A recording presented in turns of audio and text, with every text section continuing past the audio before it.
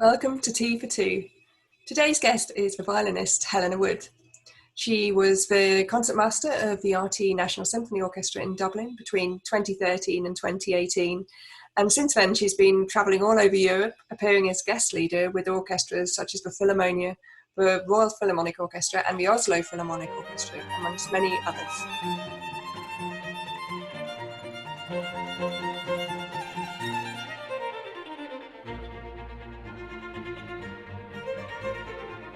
Hello, Helena! Hi! How are you? I'm very well. How are you? I'm good, thanks. It's so lovely to see you.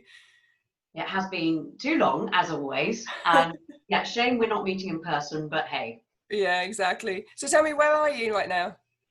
I'm in my study in my house in Southeast London. Oh, brilliant. And who are you isolating with there? Okay, so I'm isolating with my husband and my dog Joey and my cat Bella. Oh, so you've got a full house. Yeah, a fairly full house, yes. And the dog's keeping me sane with a walk every day, and yeah, it's all good. Brilliant. Yeah, no, it makes a difference, doesn't it, having that animal company? Absolutely. I don't think I'd ever leave the house otherwise. So yeah, it definitely gets me out for a good walk every day, which is needed. Yeah. And how's Chris? Is he still working? Is he able to work from home? Yeah, he's working as normal, but from home. And I'm not, which is very odd. It's very, very strange. This is the longest I've had away from playing, from working playing for, well, my whole life, I think. It's very bizarre. So, I mean, tell me, like, where, because you were touring around a lot before this happened, like, were you actually in the UK when everything locked down, or were you abroad? Luckily, I was actually. I just finished. So this year I've been to, Belgium, Holland, Spain. So I was in Spain just before, and actually I came home about 5 days before lockdown. So it was really lucky timing actually. Because yes, I'm away a lot of the time. So it was lucky that I happened to be here so that I could actually stay here. Yeah, no, that's a relief, yeah. So what were you doing in Spain? In Spain this time I was working with an orchestra in San Sebastian, the National Basque Orchestra, and doing a project with them. And then before that I was in The Hague with the Residente Orchestra. So just guest leading different orchestras. That's basically what I do. Run around. You've been busy. Yeah, really busy, which is great until now. Yeah. and so, I mean, for you, I guess we're in the same sort of boat. But I mean, everything's gone. Is your diary like a blizzard? Yes, it really is. It's so strange. It kind of gradually started depleting. The first patch that was cancelled, I think, was a week in Singapore, which was kind of understandable. And now absolutely everything until October has been completely cancelled. So it's really strange because I think I'm getting more used to it now, but before it was like, what on earth do I do with my days? Because you've usually got something to prepare for, practice for, whatever, and suddenly it's all just gone. And how are you finding, I know myself, I found it really difficult to actually play my instrument. Like emotionally, it feels kind of like a grief in a way, but we're not able to go and perform to people as we normally would. And that's such a huge part of what we do. It's not just us playing our instrument at home. It doesn't really say it all for us, does it? Like, how are you finding that? I think that's absolutely true. I've been approached by a few people to do some kind of projects, and I found it very difficult actually, because yes, I find it painful. If I put on the radio and there's some symphony on or something, I find it really hard to listen to it. I'm finding it, yeah. So I go through phases of being able to go, right, come on, let's practice, and I'll really practice for a couple of days, and then it just goes and I go, I can't do this, it's too painful. So I've been keeping myself busy in other ways instead, really, which is quite revolutionary. Yeah, tell me about that. What have sparked your interest in this? So actually, it was a friend of mine who was saying you really ought to start an Instagram page for all your interior stuff. And I was like, okay, tell me about Instagram, because I know nothing about it, complete technophobe. I was like, okay, tell me what that is all about. And then I looked into it and I was like, oh, this is quite fun, because my husband and I have spent the last 3 years doing up the house, and he does all the building work. So he built a loft conversion and an extension. Wow. And obviously fitted all the flooring, the plumbing, everything. He does everything. And he's not a builder by trade, is he? He's not. No. He's not a builder by trade. He's just mad. And I do all the interior design, so I decide exactly how everything should look inside. And I've loved it. I mean, I've always loved interiors, so I've absolutely loved every second of it. So I thought, why not? So I'm now doing an online interior design course. Oh, fantastic! Really and posting all my interior ideas on Instagram and speaking to some interior stylists about a few projects, and it's really exciting. It's just something completely different, which is it's new and interesting. So it's really interesting hearing about these the interiors that you're doing. Have you got any particular projects on the go at the moment? Well, actually, it's funny, quite a few people have already approached me, so I'm doing quite a few projects for friends and family that I'm really enjoying. I mean, I've got to do a bedroom for one friend, I've got to do a kitchen for another, a whole living room for, I mean, I'm loving it. I'm really enjoying working on these projects, but it takes hours and hours and hours. So it's filling my time, which is great. That's amazing though. It's good to have that to do, isn't it? Yeah. And it's nice to see the smile on your face. It's obviously making you happy. It is. I'm really enjoying it. It's something just totally different, but I'm really loving every minute of it. And do you feel like it sort of helps to fill that gap? Obviously, it's not the same, but you feel like it's a good creative outlet for you? Yes. And also, to be quite honest, it's given me something to do in the daytimes. So I get up and I'm not just kind of have this long day ahead of me. In front of Netflix. Yeah, exactly. I got up this morning and I sat down at the computer and I, did a couple of hours on my course of the next module. And I've been doing quite a lot of things like cross stitch, different things that can go in the house as well. A few little projects, house projects, which is really fun. And usually I just don't have the time to do it. Do you think it's something that you might actually pursue after all of this? I mean, we say after this is over. I mean, who knows what's going to happen? I mean, what are you're in the UK? Like, obviously, I'm in Ireland. The countries are dealing with things very differently, obviously. And I mean, what's the response been from your sort of arts council and government for supporting the artists? Is there good support there for musicians and artists? If I'm honest, I think it's pretty poor.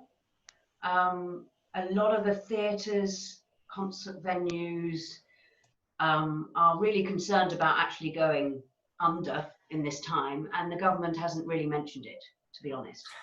They seem to be quite concerned about the sports, understandably, but they haven't really mentioned the arts, which is a real concern because it could, we have no idea how long this will go on for, and for all I know, I might not be playing concerts for another year. I think that's the problem, isn't it? It's the real uncertainty we face. It's very difficult to plan anything, and obviously part of our careers is planning ahead. It's planning concerts, organising concerts. A lot of us, and it's just impossible to do that. We as you say, we don't even know if the venues are going to be there after this. So it is very difficult. And I do find it interesting that a lot of people seem to be trying to find these other outlets, and it's almost in a kind of desperate sort of, oh my God, I need some sort of artistic relief here. I need something. Yeah. I mean, the funny thing is, I didn't really look for it because I was just kind of, oh, what shall I do? And my friend was like, do an Instagram post, go and then kill a few hours. So I started doing that and I was like, oh, I quite enjoy this. Really fun. And yes, we don't know when we're going to be going back to playing. And I mean, I have no idea, to be honest, whether this is something that I will be able to continue once we've gone back to normal, as we keep saying, or not. To be honest, I just love interior styling, so that's fun. And I'm lucky, very, very lucky, that my husband has a job where he's continuing to work, because otherwise that's a nightmare. So we can just about scrape by in the meantime. So that helps as well. And yes, it's just giving me something to fill my day with a positive feeling. That's great. Yeah, no, it's important. And you mentioned earlier you have a dog, and so where do you like to go walking where you are? My lovely Joey. He's not in here with me because he's not allowed upstairs because him and the cat don't get on. Oh, right. They're not friends. So the cat lives upstairs and the dog lives downstairs, and never shall they meet. So we Well, we walk all over. We're so lucky in Southeast London that there are so many different parks and woodlands that we can easily do a different walk every day of the week. And he's great fun. He's a whippet, and he's completely loony. So he sleeps all day and gives us no trouble, and then goes completely bonkers on a walk and runs at 30 miles an hour. So we have great fun. And yeah, I'm very lucky to have him at the moment. Brilliant. And then, are you still in touch with everyone over here in the RT, in the symphony orchestra? Yes, very, very much always keeping an eye on how everyone is and how the orchestra's doing. And I'm loving seeing them posting all their performances, individual performances from home. I think it's absolutely fantastic. And yeah, keep in touch with lots of friends actually from. Oh, that's nice. Yeah, no, they're doing some great stuff online. Yeah, both the orchestras, actually, the concert orchestra as well, and doing some lovely stuff. It's nice to see everyone putting things out. I do think that it's very tough at the moment for the freelancers. I mean, obviously it's hard for everyone, but I think obviously we're both freelance, and it does add this extra layer of uncertainty, I think. My personal situation is that I would say probably about 80% of my work is abroad, not in the UK, and of course I'm fairly sure that the orchestras are going to be trying to book, if they do need guest leaders, they'll be booking people that are a little bit close to home because of quarantine measures, flight issues, etc. So yeah. That's why I'm kind of thinking, okay, maybe I can dip my toe into other areas of interest, just in case it does take a while for this to pick back up, for my particular work to pick up again. And is that your violin hanging on the wall? Do you Yes. keep it out handy? I have a nice shelf that my husband built me, and with a cupboard underneath it for all my accessories. And yeah, my violin lives up there in case I ever feel like playing it. So you don't have to go through actually getting it out the case, which is often the battle, isn't it? It's part of the battle. Now it's just there, and during lockdown, this room's kind of been completed, which is really nice. And are you teaching? I'm doing kind of lessons, which the type of teaching I've always done, which is preparation for auditions and performances. Right, okay. Either graduate, postgraduate, or professionals. And can people, do you have spaces? Can people contact you for that? Or? Oh, absolutely. I've got plenty of time at the moment, and I'm really enjoying it. And it does work over Zoom. Of course, there are limitations, but it has worked well. And even though everything's cancelled, some people are still trying to prepare for those potential auditions in the future. So this is the perfect time to be working with the excerpts, and so yes, I'm doing quite a lot of that, which is fun. Oh, that's great. Yeah, I have to say, at the beginning of all of this, I thought, I'll be able to learn this, I'll be able to do that. I mean, no time. I mean, of course, setting stuff like this up doesn't help, but it's nice doing something that's not playing. Well, exactly, a different project, and it's also so lovely to talk to you about all this. And I'm sure you'll get to talk to lots of other exciting, creatives about what they're getting up to in this time, which is just really fascinating. It's a brilliant idea.